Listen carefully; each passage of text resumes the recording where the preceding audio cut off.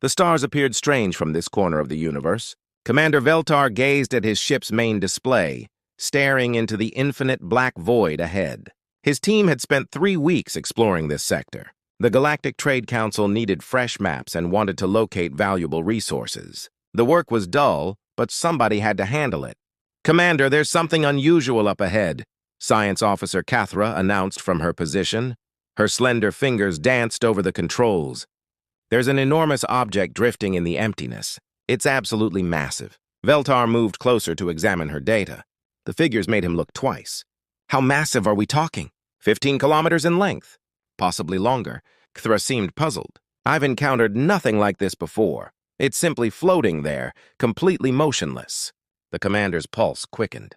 15 kilometers dwarfed their combined fleet. Even the Council's biggest vessels reached only 2 kilometers. What civilization could construct something so colossal? "Move us in, but maintain safe distance," he commanded. "I need complete scans of that structure." The vessel crept forward cautiously. When they approached, the object grew sharper on their displays. It was clearly a spacecraft, but its design matched nothing in the Council's records. The outer shell was charcoal gray, nearly pitch black. Unusual patterns covered its surface like veins through a leaf. Even while dormant, it radiated power. "Energy levels are extremely minimal," Cathra announced. "It seems completely inactive. No biological signatures, no functioning systems. This might be an old wreck from a vanished society," Veltar agreed. They'd discovered ancient vessels previously, but nothing approaching this scale. If this craft held unknown technology, the Council would show tremendous interest. It might revolutionize everything they understood about traveling through space and combat. "Any sense of its age?" he inquired. "Difficult to determine. The construction materials are unfamiliar. Our equipment can't recognize their composition, though the structure indicates extremely sophisticated construction. Incredibly sophisticated." The commander examined the enormous ship. It possessed a terrifying beauty. The design appeared sleek yet menacing. Even lifeless, it emanated danger. "Sir, should we contact the Council?" Communications Officer Drexa asked. "Hold off for now. Let's explore first. If my suspicions are correct, we'll require more than sensor information to persuade them." He faced Cathra. "Can we board it?" "I believe so." "There appear to be entry ports along the hull, but, sir, we have no idea what's waiting inside. This presents real danger. Anything valuable presents danger. Assemble a boarding team. I want you leading it." Cathra collected her gear and selected 5 crew members to accompany her. They suited up in protective equipment and verified their weapons. Nobody understood what they might discover inside the giant craft. When the boarding shuttle neared the immense vessel, Veltar observed from his captain's seat. The size comparison was staggering. His complete ship could nest inside one tiny section of this behemoth. Whoever created this possessed unimaginable resources. "Boarding team has reached the entry port." Cathra's voice crackled over the radio. "The port appears to recognize our craft. It's opening on its own. Stay alert in there," Veltar cautioned. "Maintain constant communication." The shuttle vanished inside the colossal ship. Veltar waited anxiously, monitoring his displays. Several minutes elapsed without any message from the boarding team. The quiet made him uneasy. Eventually, Cathra's transmission broke through. "Commander, you must witness this. The interior is astonishing.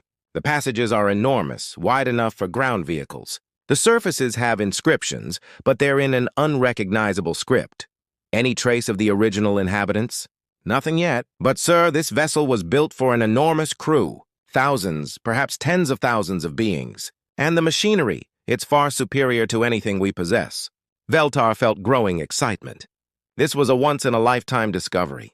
Ancient machinery advanced enough to construct ships this enormous. The Council would provide generous rewards for this finding, continue investigating, record everything, and prepare for quick evacuation if circumstances change. While Cathra's group ventured deeper into the ship, Veltar instructed his team to conduct thorough scans. The more they discovered, the more impressive the vessel grew. The energy systems were enormous yet silent. The armament positions were huge, built for weapons that could annihilate complete fleets. Even the residential areas were designed on a scale suggesting giants once dwelled there. "Commander," his navigation officer called, "we're detecting unusual readings from deep within the ship. Very weak energy traces." "What type of energy?" "Unknown classification. It's unlike anything in our records, and it appears to be flowing through the ship's networks." Veltar's expression darkened. Could some power still exist in the ancient craft? After countless years drifting through the void? Kathra, are you detecting any energy flow at your location? Negative, sir. Everything appears dead here. But her voice hesitated. Hold on. Something just illuminated on the surface. Symbols I haven't noticed before. They're glowing. Abruptly, the entire massive ship started transforming. Illumination began spreading along its exterior. Energy levels spiked on their screens. The dormant giant was coming alive. Evacuate immediately! Veltar screamed into his radio. Everyone get back to the shuttle now. Sir, the entry port is sealing. Kathra's voice filled with alarm. We can't reach our shuttle. The enormous ship continued activating. Additional lights blazed across its hull. Power channels glowed more intensely. Whatever had been dormant inside this monster was returning to consciousness. Veltar stared at his monitors in dread. They'd assumed they discovered an ancient wreck. Instead, they'd awakened something that had been waiting in the darkness. Something with machinery far exceeding their comprehension. The ship's tremendous mass started rotating slowly, directing unknown armaments toward Veltar's small fleet. In that instant, he understood they might have committed a grave error. They were no longer explorers who'd located an ancient prize. They were insects who'd disturbed a sleeping giant. And now that giant was awake. Deep inside the enormous ship, warning systems started blaring. Lieutenant Commander Lee Daw jerked upright in her command seat. The bridge of the battleship had been silent for weeks throughout their patrol assignment. Now every monitor flashed with alerts. What's occurring? She demanded of her team. Unidentified vessels approaching from Sector 7, sensor operator Namsu announced. Small craft, approximately 6 or 7 ships altogether. They've attached something to our exterior. Lee Daw's heart raced. The Indomitable Will had been operating in stealth configuration, appearing lifeless to any sensors. It was standard patrol strategy to observe for dangers while seeming like an old derelict. But now something had located them. Are they aggressive? She questioned. Uncertain. They appear to be investigating. One small craft has connected with us. Multiple life forms have entered aboard. Lee Daw pressed the emergency control on her seat. Throughout the enormous ship, 50,000 crew members started waking from their rest periods. In engineering sections 15 levels down, Chief Engineer Baywan was already sprinting toward his command station. Captain Park Huan reached the bridge 3 minutes afterward. He was typically composed, but Lee Daw detected worry in his expression. Report, he stated plainly. Unknown alien encounter. They've boarded us during stealth mode. The aliens appeared to believe we're a derelict ship. Captain Park studied the main display, showing the small alien craft. They were minuscule compared to the Indomitable Will, like insects beside a sleeping elephant. But unknown aliens always presented danger, regardless of their dimensions. How many aliens are aboard? He inquired. 6 confirmed. They're in Section 12, advancing slowly through the passages. Their equipment suggests they're explorers, not warriors. Your recommendations? Lee Daw considered quickly. We could allow them to continue investigating and depart peacefully, or we could reveal ourselves and establish contact. Both choices carry hazards, Captain Park acknowledged. Initial contact with new alien races was always sensitive. The incorrect decision could trigger war or waste a chance for new partnerships. But permitting unknown aliens to wander their most advanced battleship was equally unacceptable. Activate all systems, he determined. Show them they're not alone. Throughout the enormous ship, dormant systems came online. Baywan's engineering crews engaged the primary power sources. Energy surged through channels that ran like blood vessels through the ship's frame. Weapon systems powered up. Defensive barriers strengthened. The sensors that could observe across complete star systems opened their electronic vision. Outside, Commander Veltar watched in mounting horror as the giant ship transformed. What had seemed like a dark, lifeless hull now burned with light and power. Energy measurements on his displays climbed to unprecedented levels. By the void, his navigation officer whispered. What have we disturbed? Inside the ship, Kathra and her group raced through passages that were suddenly bright and loud. Doors closed behind them as the ship's protection systems engaged. Strange voices broadcast in an unknown tongue from wall speakers. The ship is operational, Kathra radioed. It was never dormant. We're stuck inside a fully active vessel. Captain Park watched the alien boarding group on his security monitors. They appeared frightened, but not hostile. That was encouraging. Frightened aliens usually proved more willing to communicate than angry ones. Establish a communication link to their ships, he directed. Let's attempt to speak with them. Communications Officer Cho Min worked at her position trying to connect with the alien fleet. It required several minutes to locate the correct frequency and translate their communication patterns. Finally, a voice emerged through the speakers. The ship's computer rendered it into human speech. Unknown vessel. This is Commander Veltar of the Galactic Trade Council Exploration Fleet. Please acknowledge. Captain Park took a measured breath. This was humanity's initial contact with alien society. His next words could alter the course of history. Commander Veltar, this is Captain Park Hwan of the Human Defense Force's battleship, Indomitable Will. You and your crew are in human territory. A lengthy pause followed on the communication link. Eventually, Veltar's voice returned, sounding unstable. Human Defense Forces. We weren't aware your race existed. We believed your vessel was an ancient wreck. As you observe, we are quite alive. Your crew who boarded our ship are unharmed, but they're now in a restricted military zone. We must discuss how to resolve this matter. On his ship, Veltar stared at his team. The energy measurements from the enormous vessel kept rising. Their strongest warship couldn't produce 1% of the power this monster was generating. Captain Park, Veltar spoke cautiously. What are your plans? Are we threatened? That depends on your plans, Commander. Are you investigators or conquerors? Investigators only. We search for new territories for commerce and materials, not warfare. We had no awareness of human territory or human sovereignty over this region. Captain Park considered this. The aliens seemed peaceful, and their small ships presented no genuine danger to the Indomitable Will, but he required more information about their identity and what they represented. Commander, I'm going to release your boarding team unharmed, but we must talk. Are you empowered to represent your government? I can represent the Galactic Trade Council Exploration Command. For bigger matters, I would need to reach our central authority. Acceptable. Prepare to retrieve your crew, but remain exactly where you are. Don't approach our ship or try to scan our technology. Understood. Completely understood, Captain. Park turned to Lee Da. Have security escort the alien boarding team to their shuttle. Be courteous but clear. Then summon all department leaders to the briefing chamber. This transforms everything. As the alien boarding team was safely transported back to their shuttle, both parties took their first cautious steps into a bigger universe. The aliens had discovered they weren't alone among advanced societies. The humans had discovered their long seclusion was finished, but neither party yet grasped just how profoundly this meeting would reshape the galaxy. The Indomitable Will was merely one ship on standard patrol assignment. When the Galactic Trade Council learned what else humanity possessed, hidden in the depths of space, the stars themselves would shake. The communication link crackled with anxiety as two races conversed for the first time. Captain Park occupied his command seat, observing the alien ships on his primary display. They appeared so tiny beside his battleship that he almost pitied them.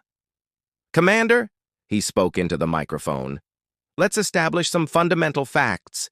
You mentioned you represent something called the Galactic Trade Council. How many races belong to this council? A pause preceded Veltar's answer. 47 member races, Captain. We manage most of the galaxy's principal trade routes and inhabited territories. Until today, we assumed we knew about all advanced societies in this sector of space. Communications Officer Cho Min glanced up from her station. Captain, their speech is intricate, but our computers are processing it rapidly. The translation should improve as we converse more. Captain Park nodded. Commander, you appear shocked to discover us here. How long has your council operated? Nearly 8,000 years, Captain. We have investigated most of the galaxy. We keep comprehensive maps of all inhabited territories and spacefaring societies. There are no records of humans anywhere in our files.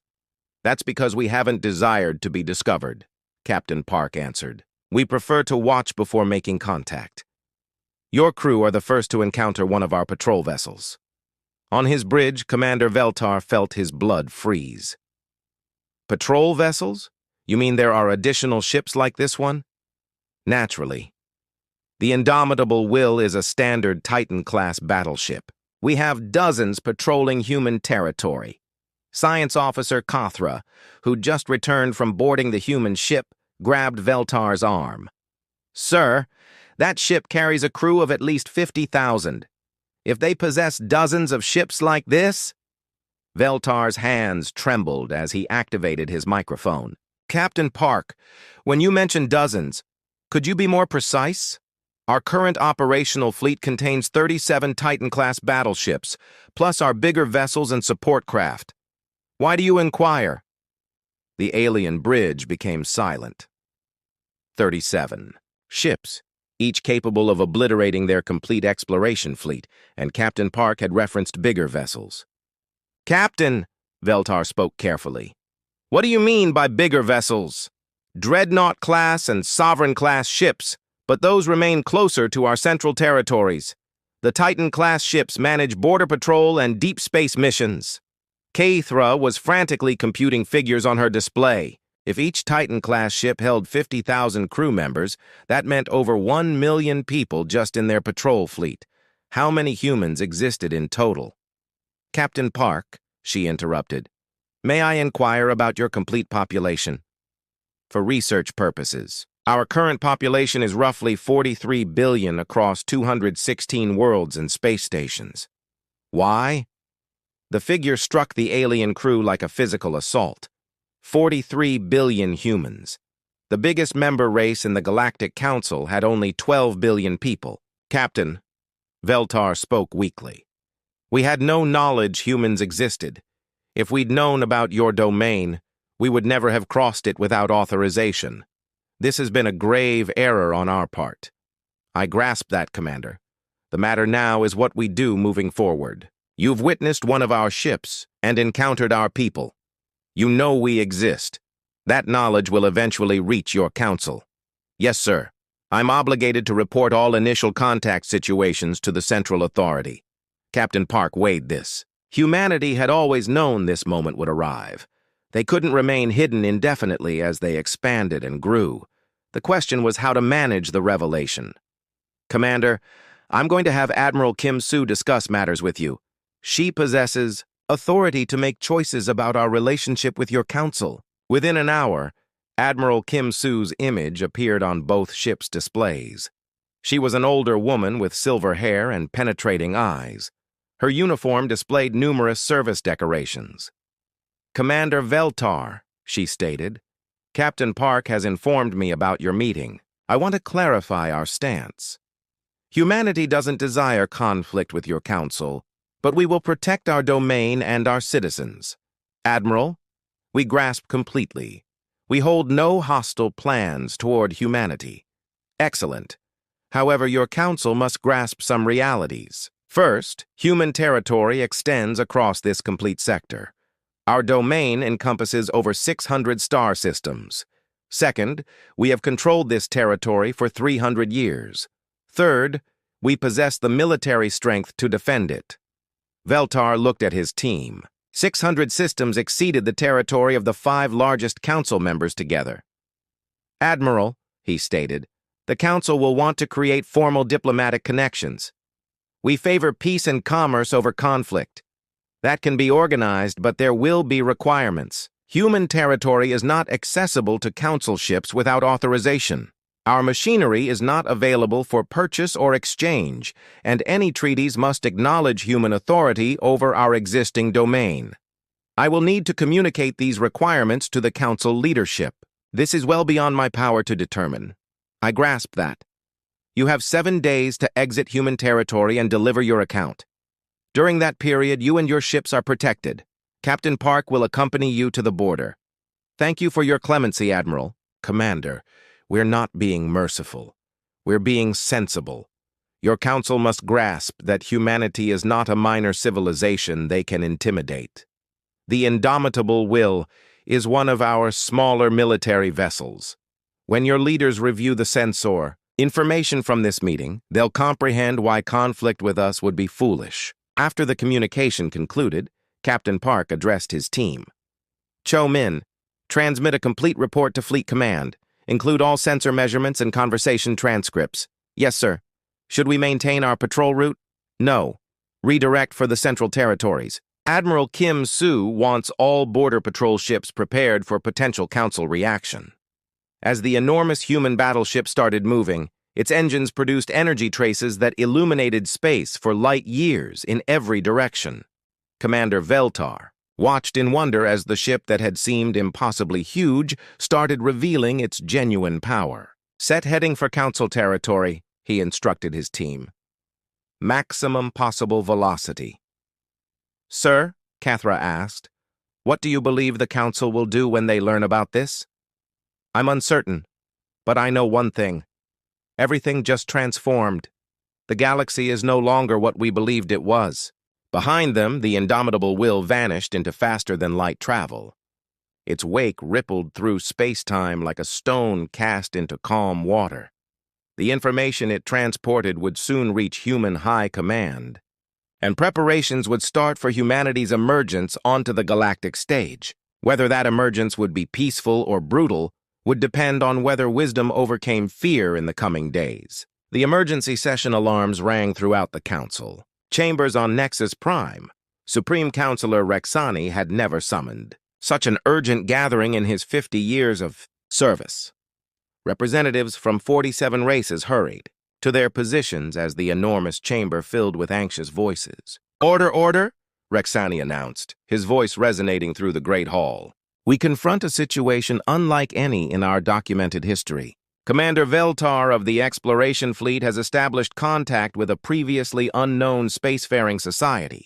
A murmur spread through the assembly. New societies were always thrilling news, typically meaning fresh trade possibilities and cultural sharing. However, Rexani continued, this is not a typical initial contact situation. Commander Veltar, please share your account. Veltar stepped forward to the chamber's center. He appeared exhausted and disturbed from his lengthy journey back to Council territory. Honored counselors, what I'm about to reveal will challenge everything we understand about our galaxy. The chamber became silent. Veltar activated the holographic projection showing the image of the enormous human battleship. Gasps resonated from every section of the assembly. This vessel is 15 kilometers long. It holds a crew of 50,000 beings, and according to its captain, it is one of 37 identical ships in what they call their patrol fleet. Counselor Jexa of the Krellin race rose. Surely you mean it's their complete fleet.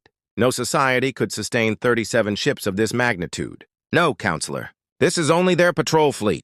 They also referenced bigger vessel categories that remain near their home territories. The chamber erupted in disorder. Representatives voiced questions and demands for additional information. Rexani struck his gavel repeatedly before order returned. Military Advisor General Northcar, a battle-hardened veteran of the Council's border conflicts, stood at his position. Commander Veltar, what were the energy measurements from this vessel? Sir, their power generation exceeded our measuring equipment's range. Our best calculation is that this single ship produces more energy than our complete exploration fleet together. Impossible, stated Counselor Dryoth of the Zenturi. No recognized machinery can generate such power levels. With respect, Counselor, we're not facing recognized machinery. These humans possess capabilities exceeding our comprehension. Cathra, who'd accompanied Veltar to the emergency session, shared her own findings. I was aboard their ship. The passages are enormous, built for massive crews. The machinery is unlike anything in our files, and they've been observing us. Observing us? Rexani demanded sharply. Yes, Supreme Counselor. They knew about the Council before we located them. They've been monitoring our movements for some time, but chose not to establish contact until we forced the situation. General Northcar displayed tactical information on his monitor. If their statements are accurate, a single human patrol ship could obliterate any fleet we could gather. 37 such ships represent a military force exceeding our capacity to oppose. What do they desire? Asked Counselor Vestra of the Aquari Union. According to their Admiral Kim Soo, they desire acknowledgement of their territorial authority and the ability to regulate access to their territory. They're not demanding payment or seeking conquest. They simply desire to be left undisturbed. How much territory are we discussing? Rexani inquired. Veltar's next statement sent shockwaves through the assembly. 600 star systems, Supreme Counselor, more than our 5 biggest member domains together. The chamber became silent again. 600 systems represented materials, planets, and strategic locations that the Council had presumed were vacant or inhabited by primitive races. They also possess a population of 43 billion, Cathra added, distributed across 216 worlds and space stations. Counselor Jexa was urgently calculating figures on her tablet. That's bigger than our top 3 member races together. How did we overlook a society this enormous? They didn't want to be located, Veltar responded. Their machinery includes concealment capabilities that make their ships appear as dead hulks or empty void. We only found them accidentally. General Northcar stood again. Supreme Counselor, I request authorization to address the military consequences of this situation. Granted. Based on the sensor information and witness accounts, humanity possesses crushing military superiority over the Council. Their machinery, forces, and industrial capability far exceed our own. Any warfare with them would result in our total defeat. The burden of those statements settled over the chamber like a heavy shroud. For 8,000 years, the Council had been the supreme power in the galaxy. Now they'd learned they weren't even close to being the strongest. Are there any possibilities for diplomatic pressure? Asked Counselor Mex of the Trader Guilds. None, responded General Northcar. They're completely independent. Their domain includes some of the wealthiest resource territories in the galaxy. They don't require anything we possess. Rexani considered the situation thoughtfully. What was your assessment of their plans, Commander Veltar? They appear peaceful but resolute, Supreme Counselor. They're not interested in conquest or control, but they made it absolutely clear that they will protect their domain and their citizens. Their Admiral Kim Su was courteous but unwavering in her requirements. What precisely are their requirements? Acknowledgement of human authority over their existing domain. No Council ships in human territory without authorization, and no attempts to obtain their machinery through commerce or other methods. That's actually quite moderate. Noted Counselor Texa of the Diplomatic Corps. They could have demanded payment or territorial surrenders. Instead, they're simply requesting to be left undisturbed. General Northcar acknowledged grimly, which indicates they're confident in their capacity to impose those requirements. Peaceful societies typically become hostile when they feel endangered. The fact that they're not issuing threats indicates they don't view us as a danger at all. Rexani stood to address the complete assembly. The question before us is straightforward. Do we recognize these humans as a new galactic power and modify our policies accordingly, or do we attempt to challenge their statements? Challenge them with what? Asked Counselor Vestra. We've just learned that our strongest fleets are obsolete compared to their patrol ships. Furthermore, added Veltar during our meeting, I received the sense that Captain Park was being very cautious not to disclose too much about their capabilities. What we witness may represent only a portion of their genuine strength. The Assembly discussed for 6 hours. Some members argued for attempting to create partnerships with other galactic powers to oppose human influence. Others proposed attempting to obtain human machinery through espionage. But the majority gradually came to recognize the reality of their circumstances. Finally, Rexani called for a decision, all in favor of recognizing human territorial statements and opening diplomatic negotiations. The decision was crushing. Only 12 members opposed, mostly from races with substantial military interests. The resolution succeeds. General Northcar, please develop recommendations for modifying our military positions. We must guarantee that none of our forces accidentally cross into human territory. Already working on it, Supreme Counselor. Counselor Texa, begin developing diplomatic procedures for formal contact with human leadership.